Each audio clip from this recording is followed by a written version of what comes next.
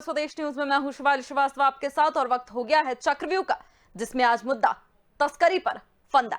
जी हां, मध्य प्रदेश में शराब से मौत होने पर आरोपी को अब उम्र कैद की सजा होगी। शिवराज कैबिनेट ने आबकारी एक्ट में संशोधन प्रस्ताव को मंजूरी दे दी है, जिसमें जहरीली शराब से मौत होने जैसे गंभीर मामलों में मौत की सजा के प्रावधान को भी जोड़ा गया है।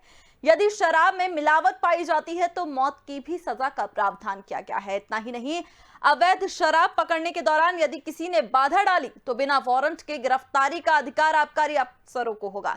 सरकार ने वाणिज्यिक कर विभाग के आबकारी अधिनियम संशोधित 2021 को मंजूरी दी है, जिसमें शराब की हेरिटेज श्रेणी को जोड़ा गया है। संशोधन अधिनियम में शराब से मौत होने पर आरोपी को उम्र कैद की सजा का प्रावधान किया गया है। यदि गंभीर मामले सामने आते हैं तो आरोपी को मौत की सजा तक का प्रावधान जोड़ा गया है। ऐसे में मामलों में अभी 5 से 10 साल तक की सजा होती है। इस तरह का अधिकतम 10 लाख रुपए तक के जुर्माने को 20 लाख कर दिया गया है। अभी शराब तस्करी पर 2 से 6 माह तक की सजा का प्रावधान है, अब इसे बढ़ाकर 6 साल किया गया है। इसी तरह शराब से शारीरिक नुकसान होने के मामले में आरोपी को 4 माह से 4 साल तक की सजा होती है, लेकिन इस अवधि को बढ़ाकर 6 साल से 8 साल तक कर दिया गया है। इस विधेयक को मानसून सत्र के दौरान विधानसभा में पारित कराकर लागू किया जाएगा। बता दें कि पिछले 15 महीने में प्रदेश में जहरीली शराब से 53 लोगों की मौत हो चुकी है। ताजा मामला मंदसौर का है, जहां 23 जुलाई को जहरीली शराब पीने से 5 लोगों की मौत के बाद मुख्यमंत्री ने अवैध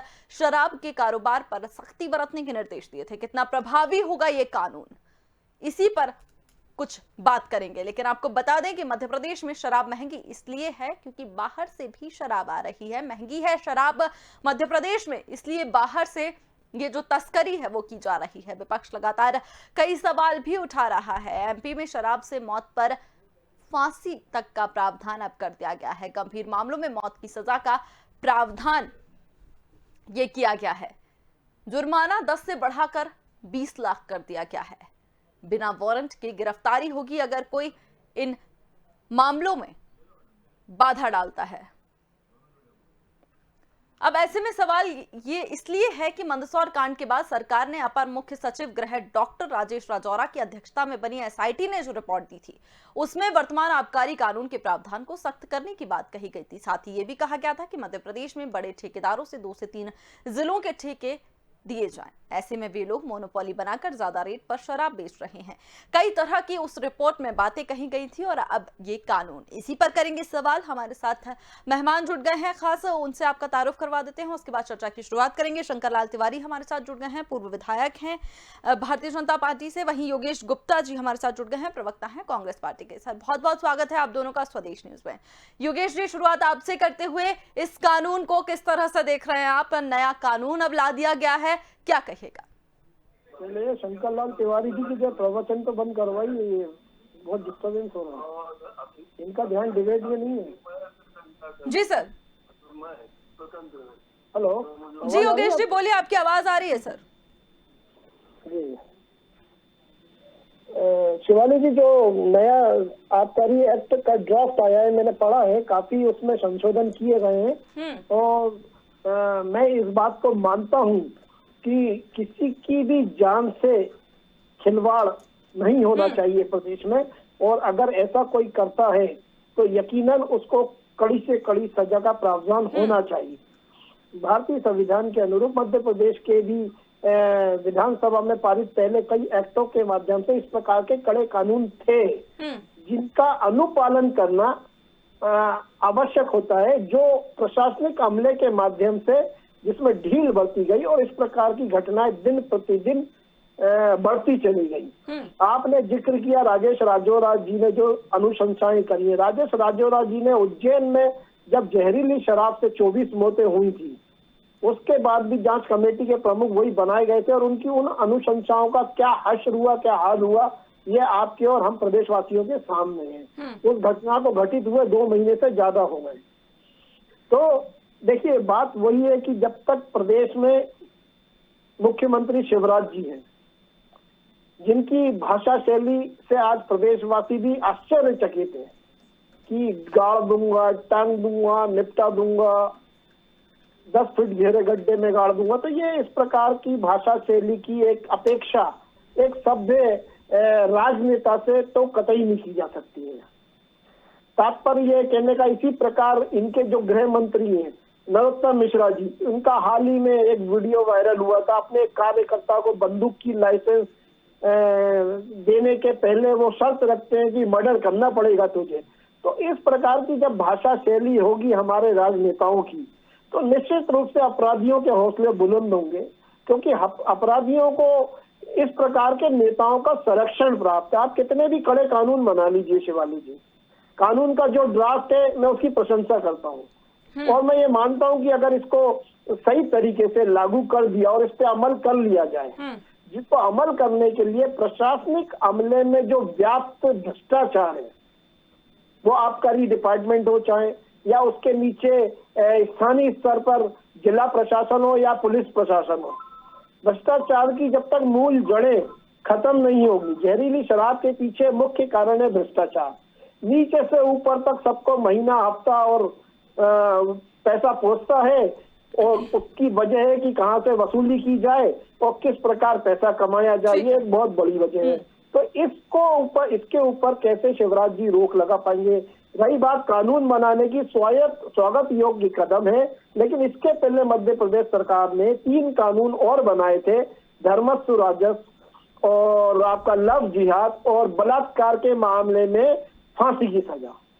कितने अपराधियों को जो बलात्कार के मामले में अभी तक पकड़ा जा चुके, कितनों को फांसी दी उस कानून के बनने में? ठीक है, जवाब ले लेते हैं सर, लेकिन उससे पहले जो भाषा शैली, ठीक है सर, आपने भाषा शैली का एक उदाहरण दिया, वो तो हम सबके सामने है, कितनी नजीरें पेश की गई हैं दोनों ही पार्टियों की तरफ से भाषा शैली की, तो उसको तो हम अलग ही रख दें। लेकिन शंकरलाल तिवारी जी, क्या लगता है, आपने जो कानून बनाया है, तस्करी रुक जाएगी उससे? आपने कानून बना दिया, अब उसको आप पेश करेंगे, वो लागू होगा, लेकिन क्या लगता है कि इस कानून से आपकी जो जितनी तरह की तस्करी अवैध शराब की जो की जा रही है लगातार, जो एक बड़ी समस्या बनी हुई है, वो रुकेगी इस कानून से? निश्चित रूप से जब कानून बनाया है तो कुछ न कुछ इसका लाभ, मैं नहीं कह रहा हूँ जिस बात में आपने कहा कि रुक जाएगी, मैं ये नहीं कह रहा हूँ कि एकदम ये खत्म हो जाएगी अकेले कानून बनाने से तुरंत, पर इस कानून के लागू होने के बाद यदि इसमें गंभीरता से काम किया गया तो एक वातावरण भय का जरूर बनेगा। गोस्वामी तुलसीदास जी ने लिखा है कि भयहीन हो न प्रीत, और इसलिए कानून का भय भी बनना चाहिए अपराधियों पर। और पहले 6 महीने की सजा थी, उसे 4 साल के लिए कर दिया, पहले 10 वर्ष की सजा थी, उसको आजीवन कारावास और फांसी कर दिया। अभी मेरे कांग्रेस के मित्र कह रहे थे, मैं उनको धन्यवाद करूंगा कि उन्होंने जो संशोधन कानून में हुआ है, किंतु परंतु मगर लेकिन के साथ ही सही, उन्होंने इसकी सराहना की है, इसलिए मैं उनको उदार मन से धन्यवाद करूंगा। तब एक कहावत है, तालाब में मेड़ नहीं पड़ी और मगर उतराने लगे, और इसलिए जब कानून बना है, आप सराहना कर रहे हो, तो आप ये समझो कोई चाहे ये शराब का मामला हो, बलात्कार का मामला हो या अन्य प्रकार के जो भी अपराध है, ये मनोवैज्ञानिक है और वर्षों से निरंतर ये चल रहे थे, कभी कम कभी ज्यादा।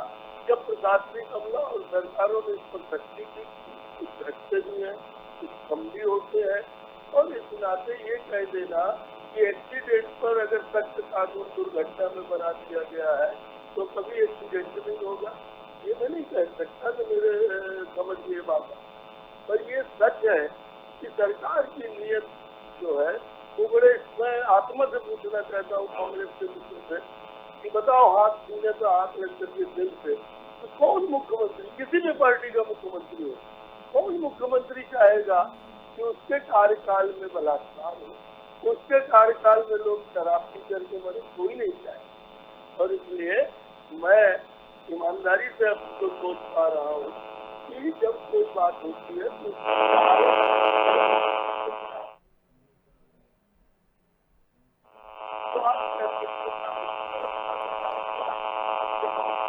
शंकरलाल जी, आपकी आवाज में थोड़ी सी डिस्टरबेंस आ रहा है, मैं चाहूंगी कि वो जल्दी से ठीक करा के हम आपके पास लौटेंगे। लेकिन योगेश गुप्ता जी जिस तरह से लगातार ये बोल रहे हैं कि फायदा होगा इस कानून से, लेकिन इफ और बट की जो संभावना है वो यहाँ भी आ गई है कि अगर इसका पालन स्ट्रिक्टली किया जाता है तो बिल्कुल फायदा होगा, लेकिन सवाल ऐसे में यहाँ ये भी उठता है कि अगर नहीं किया गया तो क्या होगा? देखिए, अगर इस कानून का पालन अगर नहीं किया गया तो इस प्रकार की जो दुर्भाग्यपूर्ण घटनाएं, ये घटनाक्रम जारी रहेगा और निश्चित रूप से इसमें कुछ लोग पकड़ में भी आएंगे, तो कानून के अंतर्गत उनको सजा भी होगी। मेरा ये मानना है कि जो ड्राफ्ट में एक अनुशंसा की गई है, ट्रैक एंड ट्रेस की व्यवस्था, मतलब जहां से ये डिस्टिलरी से माल निकलता है वहां से लेकर और ट्रेस मतलब जो एक होलोग्राम वहां से अलॉटमेंट किया जाए और रास्ते में किसी भी प्रकार की कोई गड़बड़ी ना हो और वो प्रॉपर प्लेस तक पहुंचे, तो इससे जहरीली शराब से काफी हद तक मुक्ति मिल सकती है, एक बात। दूसरा, मध्य प्रदेश में जो शराब की जो कीमतें हैं वो अन्य प्रदेशों के मुकाबले अगर आ जाए तो मेन कारण यही है कि दूसरे अन्य जो पड़ोसी राज्य हैं उनमें थोड़ी सी सस्ती है, यहाँ थोड़ी महंगी है, और वो सस्ती महंगी के चक्कर में ये अवैध परिवहन और अवैध शराब का कारोबार दिन दूनी रात चौगुनी प्रगति कर रहा है। पिछले 16-17 सालों में तो कई प्रकार की इस प्रकार दुखद घटनाएं हो चुकी हैं जो नहीं होना चाहिए। मैं तिवारी जी की इस बात से सहमत हूँ कि कोई भी मुख्यमंत्री नहीं चाहेगा कि उसके शासन में इस प्रकार की हृदय विदारक घटनाएं हो, लेकिन हो रही हैं। तो उसके लिए निश्चित रूप से आपको अपने चहेते अधिकारियों को हटाना पड़ेगा। आप 400 450 से ज्यादा तबादले आपने 1.25 साल में कर दिए शिवराज जी सत्ता संभालने के बाद, मगर जो भ्रष्ट अधिकारी हैं वो आज एजेंटीज हैं, जहाँ जमे वही की वही जमे। कमलनाथ जी ने जिनको हटाया था उनको आपने वापस लाके बिठा दिया। राजेश राजौरा जी के ऊपर भी मैं अप्रत्यक्ष रूप से थोड़ा सा इशारा करना चाहूंगा कि उनकी भी जो कार्य प्रणाली रही है वो संदिग्ध रही है पिछले कई कार्यकालों में। तो शिवराज जी के ही 3-4 कार्यकाल थे, फिर हमारे 15 महीने के सरकार के भी कार्यकाल आए, और मैं सभी कार्यकालों की बात कर रहा हूँ। तो देखिए, जब तक आप ईमानदार और सरकार को सहयोग करने वाले प्रशासनिक अधिकारियों को तैनात नहीं करेंगे और जिला स्तर से लेकर जिला प्रशासन तक के कर्मचारियों पर अगर लगाम नहीं कसी जाएगी, भाई आपने ये तो अपराधियों के लिए ड्राफ्ट बनाई, इस ड्राफ्ट में कुछ सुझाव ये भी देना चाहूंगा कि जिन कर्मचारी जिन अधिकारियों की संलिप्तता पाई जाती है उन पर क्या कार्रवाई होगी, वो भी इस पे क्लियर किया जाना चाहिए, ताकि अधिकारियों में भी भय का वातावरण बने कि हमारी सर्विस जा सकती है, हमारे इंक्रीमेंट रोके जा सकते हैं, हमारी सैलरी पे प्रभाव पड़ सकता है। तो ये एक तो सोशल बाइकआउट होना चाहिए ऐसे लोगों का। तो ये सब शासन प्रशासन की जवाबदेही है। ठीक है सर, जवाब ले लेते हैं। जी शंकरलाल जी, आबकारी नीति में ज्यादा टैक्स लगाए जाने के कारण भी ये जो मामले हैं वो बढ़ रहे हैं। अवैध तस्करी है वो इसलिए भी हो रही है क्योंकि ज्यादा टैक्स है मध्य प्रदेश में। क्यों नहीं उस टैक्स को कम किया जाता? रेवेन्यू के और भी तरीके हैं ना, माइनिंग से हम रेवेन्यू जनरेट कर रहे हैं, बाकी चीजों से अगर कर रहे हैं, एकमात्र अगर ये तरीका नहीं है तो क्यों नहीं टैक्स कम किया जाता है अवैध तस्करी को रोकने के लिए? क्या लगता है कि अगर टैक्स कम कर देंगे तो अवैध तस्करी नहीं रुकेगी? आप बिल्कुल ठीक कह रही हैं कि अन्य मुद्दों पर भी विचार होना चाहिए। आपने सुझाव दिया, मेरे कांग्रेस के मित्र ने सुझाव दिया, आप बिल्कुल दोनों लोग ठीक कह रहे हैं। मैं आपकी बात का खंडन मंडन नहीं करता कि एक बिंदु तो ये था कि सजा बढ़ाई जाए, एक बिंदु ये था कि जुर्माना बढ़ाया जाए। किसी काम को करने के लिए चारों दिशाओं में और कई बहुदिशाओं में प्रयास करने पड़ते हैं। एक ये भी सुझाव कि भैया जो प्रशासनिक अधिकारी हैं, जो भी जवाबदार लोग हैं, उन जवाबदार सर ये तो हादसा होने के बाद की हमने सजा तय की है ना, हादसा ना हो इसके लिए हमने क्या किया है? सवाल ऐसे में ये उठता है। नहीं, वही बात ये तो अगर कोई ऐसा हादसा होता है उसके लिए आपने ये तय कर दिया कि अगर ये संलिप्त पाए जाते हैं और अगर ये कार्रवाई होगी उन पर, इतनी सजा बढ़ा दी गई है, इतना जुर्माना बढ़ा दिया गया है, लेकिन जो मेन मुद्दा है उस पर क्या हो रहा है? प्लीज सुनिए जी, मैं ये कह रहा था, आप ही की बात कर रहा था कि एक बिंदु ये था कि सजा बढ़ा करके और भय का वातावरण बनाया जाए। बाकी आपके जो अन्य सुझाव हैं, आपने ठीक कहा कि अपराध होने के बाद की बात है, पर अपराध को स्रोत की फिर कैसे रोका जाए। और ये एक अच्छा आपका कहना है कि उसके लिए अगर मान लीजिए अपने यहाँ टैक्सेशन अधिक है और इस कारण से तस्करी का माल अपने आता है सस्ता मद्दा के चक्कर में, इस बिंदु पर भी सरकार सोचे, इस बिंदु पर भी अधिकारी अपना एक तैयार करे सारा। और ये बात आपने डिबेट में की है तो सरकार के नॉलेज में ये बात जाएगी। और मैं सोच रहा हूँ सरकार अन्य उपाय भी करेगी, क्योंकि एक ही काम कर देने से अकेले कि कानून में संशोधन कर दिया।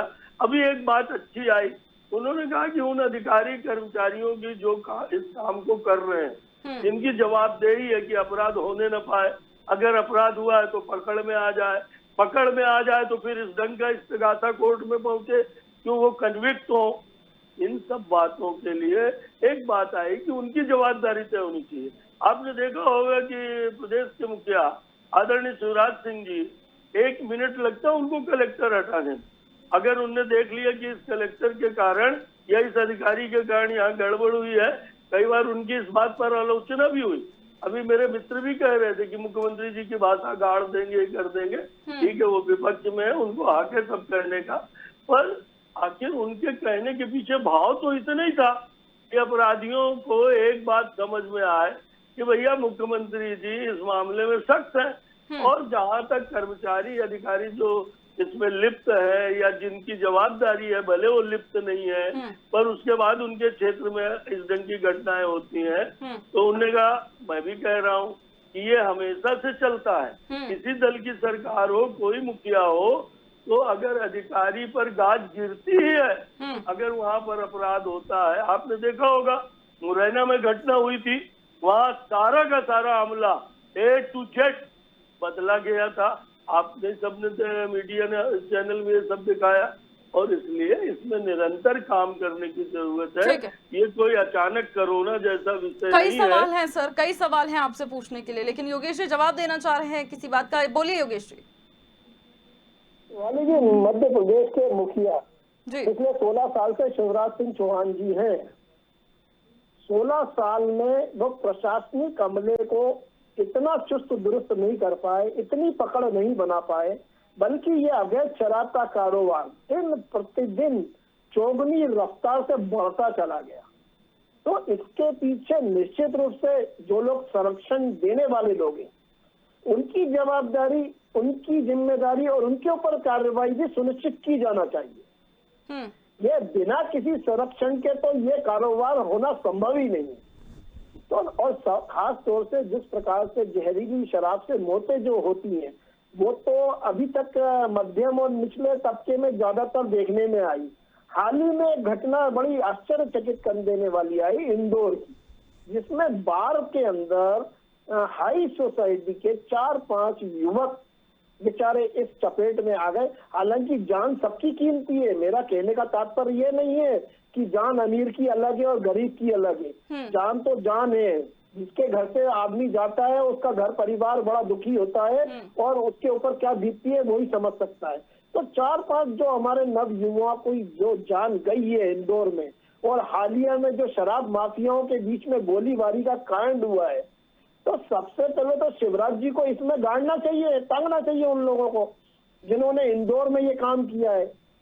इंदौर हमारे प्रदेश का एक गौरव है, समझ लो आप। हर बार नंबर 1 आता है साफ सफाई, और उसमें इस प्रकार की घटनाएं इंदौर में घटित होना बहुत ही दुर्भाग्यपूर्ण है। तो जिन लोगों का संरक्षण उनको प्राप्त है, सबसे पहले उन पे कार्रवाई हो, बाद में अपराधियों की हो। मैं तो यही चाहूंगा शिवराज जी से कहना कि अब डायलॉग बाजी का समय गया, बहुत सारे डायलॉग बाजी हो गए, अब एक्शन लीजिए जनाब। योगेश जी, लेकिन संरक्षण की जो बात आपने कही है, संरक्षण तो उसके आरोप हर पार्टी में कि कोई भी सरकार हो, चाहे आपकी पार्टी की सरकार हो या भाजपा की, संरक्षण के आरोप लगते आ रहे हैं। शिवानी जी एक मिनट, आप हमारी 15 महीने की सरकार से जो अपेक्षाएं कर रही हैं, 16 साल के शिवराज जी के कार्यकाल के बनाम उस 15 महीने के भी आप आंकड़े उठाएंगी ना, अगर आप उसको रीड करेंगी, पढ़ेंगी, तो आपको डिफरेंस स्पष्ट नजर आएगा कि कमलनाथ जी का क्या सुशासन था और शिवराज जी का क्या कुशासन है। जवाब दीजिए शंकर लाल जी। ठीक है सर, शंकर लाल जी, ठेकेदारों की मोनोपोली पर भी सवाल उठ रहे हैं। ठीक है सर, ठीक है सर। शंकर लाल जी, ठेकेदारों की मोनोपोली भी एक बड़ा कारण बताया गया है, जो अब जिस कमेटी की रिपोर्ट के मुताबिक अगर हम देखें ना, तो एक पॉइंट जो इस बात पर आपने प्रूफ किया है कि आपने एक पॉइंट दिया था राजौरा समिति ने, जिसमें आपने एक पॉइंट मान लिया, लेकिन बाकी 3 का क्या 4 पॉइंट दिए गए थे जिसमें साफ तौर पर कहा गया था कि ठेकेदारों की जो मोनोपोली है उस पर भी ध्यान दिया जाए। क्यों नहीं उसको भी उस पर भी नजर डाली जा रही है? कई बातें ऐसी हैं कि जो कहने में तो जरूरी है और अच्छी भी लगती हैं, और निश्चित रूप से अगर वो 4 बिंदु हैं तो उन चारों बिंदु पर सरकार काम कर रही है। और जो आपने कहा ठेकेदारों की मोनोपोली, ये भी एक वजह हो सकती है, पर अपन व्यवहारिक रूप से अगर विचार करें तो ठेकेदारी जो है वो ऑलरेडी ऑक्शन पे होती है या सरकार के नियम के भीतर होती है। जो राशि जमा करेगा, जो नीलामी में बोलेगा या अलॉटमेंट में जो रेट अधिक देगा, उसको अक्सर ये ठेके मिलते हैं, उसके नियम कानून है। और उस नियम कानून में क्या किया जा सकता है, कैसे मोनोपोलिस्ट अगर कुछ है जो अवैध, अभी तो मैंने बोलना शुरू किया है, उंगली का अधिकार है। बोलिए शंकर लाल जी, आप अपनी बात पूरी मैं कांग्रेस के मित्र से ये कहूंगा कि देखिए अपन दोनों मिलके और मेरी एंकर भी तीनों मिलके यदि कोई सुझाव और कोई अच्छी बातें हो चल रही हैं आज की डिबेट में, मुझे खुशी है कि आपकी बात हो, चाहे मेरे एंकर की हो, चाहे मैं जो बोलना चाहता हूँ। मैं भी जाति राजनीतिक नहीं बोलना चाहता। आपने तो थोड़ी विपक्ष में बोला और मैं वो भी नहीं, उसको भी जवाब में नहीं लेना चाहता। अब आपने बोल दिया था कि लफ्ज़ जिहाद कानून बने, कितने लोगों को फांसी हुई। यार भैया, लफ्ज़ जिहाद कानून बने कितने दिन हो गए, और अभी कल सतनई में मेरे, मैं सतना से मैं बैठा हूँ, सतनई में मेरे एक लफ्ज़ जिहाद का विषय आया है और उसमें उसमें मुकदमा कायम हुआ है। तो इस तरह से सिर्फ अपन आलोचना नहीं करके बच्ची बहस चल रही है। मेरा कहना यह है कि आज विषय है कि जो कानून में संशोधन हुआ है वो आपके वचनों में अच्छी उदारता रही, वो सराहनीय। एक कॉर्नर सरकार ने गंभीरता से टच किया, पर इसके और भी कारण, जैसे कहा जा रहा है कि मोनोपोलिस्ट ठेकेदार, पेशेवर मोनोपोलिस्ट को हिंदी में बोल लें तो जो पेशेवर हैं जिनका काम ही ये है। और रही बात 15 महीने 15 साल की नहीं है, क्या 15 साल के पहले जहरीली शराब से लोग नहीं मरते थे? आदरणीय, आपको याद नहीं होगा, मैं थोड़ी सा उम्र दराज कार्य करता हूँ। कांग्रेस की सरकार में मैं विरोध नहीं कर रहा हूँ, आपको विषय बता रहा हूँ। कांग्रेस का विरोध करने का हम लोगों का कोई औचित्य नहीं, इस समय हम सत्ता में है। पर आपको बता रहा हूँ, कांग्रेस के जमाने में आदिवासियों को 10 लीटर शराब बनाने की कानूनन छूट दी गई थी, कच्ची शराब बनाने की। उस समय वातावरण इस ढंग का था। आदिवासी कहते थे कि साहब ये तो हमारा वनवासियों का, ये हमारा जन्म सिद्ध अधिकार है। मैं एक बात और नहीं कहूंगा, प्रशासनिक चुस्ती होनी चाहिए, प्रशासनिक जवाबदारी तय होना चाहिए। ऐसे अधिकारियों को और ऐसे ठेकेदारों को चिन्हित करके उन्हें निश्चित रूप से दंडित किया जाए, उन्हें कैसे इस काम से अलग किया जाए, इस बात के भी प्रयास होने चाहिए। पर आपने कहा शिवराज जी ने इतने ट्रांसफर कर दिए, आपने 15 महीने में 70,000 ट्रांसफर किए। और मैं इस विषय को राजनीति में नहीं उलझाना चाहता। मैं ये कह रहा हूँ, देखिए बीच में आप बोलिएगा, मैं ये कह रहा हूँ कि ये तीनों बातें जो आई कि प्रशासनिक अधिकारियों के ऊपर कार्रवाई हो, उनकी जवाबदारी तय हो, इंक्रीमेंट रोकना कोई बड़ी बात नहीं, उनके ऊपर और भी कोई कड़क कार्रवाई हो सकती है तो की जाए। और मुख्यमंत्री जी ने, शिवराज सिंह जी ने, आपने देखा होगा, अगर स्मरण करें थोड़ी दलगत भावना से ऊपर उठ के, कि उन्होंने किसी अधिकारी को यदि वो जरा सा भी जनहित में काम करने में, मैंने मुरैना का उदाहरण आपको दिया, A to Z सब हटाए गए, कमिश्नर हटाया गया, वहाँ के कलेक्टर SP तक को, और वहाँ से हटा दिया गया था। और इस नाते एक विषय मेरा और चला जाने दीजिए जनता में, आप शायद इसे पसंद करेंगे कि एक प्रयास सामाजिक भी इसमें होना चाहिए। वो सामाजिक प्रयास ये है कि महात्मा गांधी जी ने कहा था कि शराब पीना अपराध है। अभी छत्तीसगढ़ की सरकार ने कहा था कि हम शराबबंदी करेंगे, पर शराबबंदी एकदम से संभव नहीं है। हमारी पार्टी के भी कुछ नेताओं ने बीच में आपन सबने से सुना है मीडिया में कि शराबबंदी होनी चाहिए, शराबबंदी के लिए जन जागरण करेंगे। एक बिंदु ये भी है कि हम सब समाज के लोग हैं, सब भिन्न भिन्न पार्टियों में, हम सब शराब को किस तरह से सामाजिक बहिष्कार हो सके, बहुत आंदोलन चले, बहुत लोगों ने काम किया इस क्षेत्र में। सफलता भले उनकी शून्य रही हो या गौण रही हो या बहुत अधिक न मिली हो, पर कहीं न कहीं उन असफलताओं से हार नहीं मानना चाहिए और हमको सामाजिक रूप से भी ये जो शराब की बात है इसमें जन जागरण और इसमें किस तरह से संस्कारवान नागरिक बने, ये चिंता। चलिए योगेश जी, कम से कम शंकर लाल जी ने ये तो माना कि छत्तीसगढ़ में जो विरोध हो रहा है वो कहीं ना कहीं नहीं होना चाहिए, क्योंकि जिस तरह से उन्होंने कहा है कि एकदम पॉसिबल नहीं है वो चीज, सामाजिक बहिष्कार के चलते होना चाहिए। और छत्तीसगढ़ में घोषणा पत्र में क्योंकि वो लिखा गया है, घोषणा पत्र के चलते विरोध हो रहा है क्योंकि घोषणा पत्र में लिखा गया था, वहाँ कांग्रेस ने घोषणा करी थी कि हम शराबबंदी करेंगे। जी बिल्कुल योगेश जी, जल्दी से जवाब दीजिएगा, वक्त की कमी है सर। लेकिन एक सवाल और आपसे मैं पूछना चाहूंगी कि क्या आपको नहीं लगता कि मुद्दा हल नहीं होता, उछलता ज्यादा है? देखिए शिवाली जी, मध्य प्रदेश सरकार ने, जो हमारे शिवराज जी है, इन्होंने पिछले कार्यकाल में घोषणा करी थी कि मैं चरणबद्ध तरीके से शराबबंदी मध्य प्रदेश में लागू करूंगा। तो 23,000 घोषणाओं में आप उठा के देखेंगे तो शिवराज जी की भी ये घोषणा उसमें शामिल है। कुछ उन्होंने नर्मदा किनारे और नदी की नालों किनारे कुछ शराब की दुकानों का व्यवस्थापन भी किया था, लेकिन उसके बाद हर एरिया में जो पहले 5 किलोमीटर का रिस्ट्रिक्शन होता था, हर 2-2 किलोमीटर पर लाइसेंस जारी कर दिए गए। तो सबसे बड़ी चौंकाने वाली बात यह है कि मध्य प्रदेश में शराब नीति का भी निर्धारण पुनः होना चाहिए। उसमें जो इनका अभी नया एक प्लान इनका विचाराधीन है कि हम शराब डिलीवरी, होम डिलीवरी करवाने के लिए सोच रहे हैं।